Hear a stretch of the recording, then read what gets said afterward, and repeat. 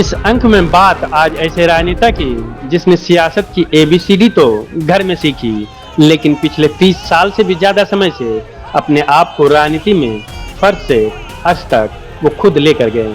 एक सख्त मिजाज के तौर पर उनकी एक अलग पहचान है। उनके जानने वाले कहते हैं कि वो जो ठान लेते हैं उसे पूरा करके ही दम लेते हैं। बिहार में एक मंझे हुए राजनेता के तौर पर पहचान रखने वाले उस राजनेता का नाम है सम्राट चौधरी। शायद सम्राट चौधरी की इन्हीं खूबियों की वजह से बीजेपी ने पार्टी में एक बड़ी जिम्मेदारी से नवाजा था। आज बात सम्राट चौधरी की करेंगे, उनके अनछुए पहलुओं की जानकारी देंगे और वो भी जानकारी साझा करेंगे जो शायद इससे पहले आप नहीं जानते होंगे। 16 नवंबर 1968 को बिहार के एक बड़े राजनेता के घर सम्राट चौधरी का जन्म हुआ। उनके पिता का नाम शकुनी चौधरी है। मुंगेर के लखनपुर गांव में जन्मे चौधरी की मां का नाम पार्वती देवी है। इनके पिता 7 बार विधायक और 1 बार सांसद रह चुके हैं। इनकी मां भी तारापुर से विधायक रह चुकी है। राजनीतिक परिवार में जन्म लेने का फायदा ये हुआ कि वो राजनीतिक का ककारा घर से ही सीखकर बड़े हुए और राजनीति में भी उनकी जल्द ही एंट्री भी हो गई। लालू जी एक नेता है स्पष्ट। शुरुआती पढ़ाई के बाद उन्होंने मदुरई कामराज विश्वविद्यालय से पीएफसी की पढ़ाई की और राजनीति में आ गए। सम्राट चौधरी 1990 में सक्रिय राजनीति में शामिल हो गए और 19 मई 1999 को उन्होंने बिहार सरकार में कृषि मंत्री के पद की शपथ ली। साल 2000 और 2010 में परबत्ता विधानसभा से चुनाव लड़ा और विधायक निर्वाचित हुए। 2010 में उन्हें बिहार विधानसभा में विपक्षी दल के मुख्य सचेतक बनाया गया था। 2 जून 2014 को बिहार सरकार में शहरी विकास और आवास विभाग के मंत्री पद की शपथ ली और कार्यभार संभाला था। साल 2017 में सम्राट चौधरी बीजेपी में आ गए और 2018 में बीजेपी ने उन्हें बिहार प्रदेश अध्यक्ष का उपाध्यक्ष बनाया गया। सम्राट चौधरी उर्फ राकेश कुमार को एक प्रखर वक्ता के रूप में भी जाना जाता है। बीजेपी ने उन्हें एक बड़ी जिम्मेदारी दी। पार्टी ने उन्हें प्रदेश अध्यक्ष बनाया था, जिसे 2024 के लोकसभा चुनाव की तैयारियों से जोड़कर देखा गया था। उस समय सम्राट चौधरी को नई जिम्मेदारी के पीछे जानकर कई तरह की अटकलें लगा रहे थे।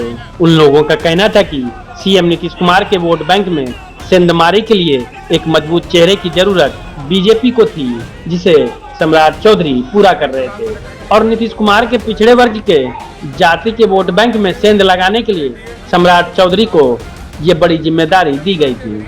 राजनीतिक परिवार और कोयरी जाति से ताल्लुकात रखने वाले सम्राट चौधरी लंबे समय से बीजेपी का ओबीसी चेहरा रहे हैं। सम्राट चौधरी राजद और जदयू में भी रह चुके हैं।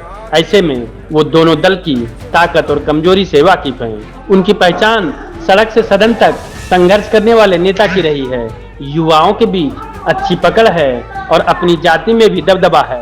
बीजेपी को ऐसे नेता की तलाश थी जिसकी स्वीकार्यता हो और सम्राट चौधरी इसमें फिट बैठते हैं। बिहार में बीजेपी की सरकार बनाने को लेकर सम्राट चौधरी ने एक कसम लिया था, लेकिन वो कसम बीजेपी और जदयू का मिलने के साथ ही सरकार बनने के बाद कसम भी टूट गया। उनकी मां के निधन के बाद चौधरी ने भगवा रंग का पगड़ी पहन लिया था और कहा था कि जब तक बिहार में बीजेपी की सरकार नहीं बनेगी तब तक पगड़ी नहीं उतारेंगे। तब से वो पगड़ी में ही नजर आते थे, लेकिन जब बीजेपी और जदयू की सरकार बनी तब उन्होंने पगड़ी उतारकर सर मुंडवाया था और अपना कसम भी तोड़ लिया था। सम्राट चौधरी उर्फ राकेश कुमार भाजपा में आने से पहले जदयू में थे। राज्यपाल की ओर से मनोनीत सदस्य के रूप में जदयू ने तब विधान परिषद में सम्राट चौधरी की एंट्री कराई थी। तब राज्य में महागठबंधन की सरकार थी। बाद में सम्राट चौधरी ने जदयू की सदस्यता ले ली, लेकिन फिर अपने पिता और हिंदुस्तानी अवाम मोर्चा के प्रदेश अध्यक्ष शकुनी चौधरी के पक्ष में प्रचार के कारण जदयू ने सम्राट चौधरी से किनारा कर लिया। जीतन राम मांझी की पार्टी हम उस समय जदयू राजद के खिलाफ बिहार में भाजपा के साथ थी। जदयू ने सम्राट से न केवल किनारा किया बल्कि दल बदल कानून के आधार पर विधान परिषद की सदस्यता भी छिनवा दी थी। समय बदला और फिर नीतीश कुमार भाजपा के साथ आ गए। हालांकि तब तक सम्राट चौधरी ने भाजपा के अंदर अपनी जगह बना ली थी। सम्राट चौधरी की 2007 में ममता चौधरी से शादी हुई। इस दंपति की 2 संतान हैं। प्रणय, प्रियम चौधरी और चारू प्रिया। आज के अंक में बस इतना ही। अगले अंक में किसी और पॉलिटिकल हिस्ट्री पर बात करेंगे। वीडियो कैसा लगा कमेंट करके जरूर बताएं। वीडियो अच्छा लगा हो तो वीडियो को लाइक और शेयर जरूर करें, और अभी तक हमारा चैनल सब्सक्राइब नहीं किया है तो हमारा हौसला बढ़ाएं और हमारे चैनल को सब्सक्राइब करें, ताकि आपको वीडियो का नोटिफिकेशन सबसे पहले मिल सके।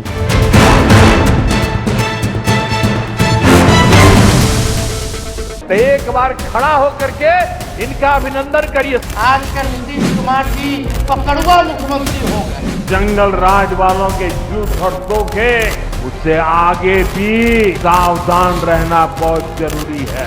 एक केंद्रीय नेता है जो दिल्ली से आते हैं, लालू नीतीश मोदी का राज की जनता का राज। हम तो कहेंगे कि कांग्रेस को अकेले चुने। तेजस्वी आपको वचन देता है। जरा खूब ताली बजाओ इनके लिए।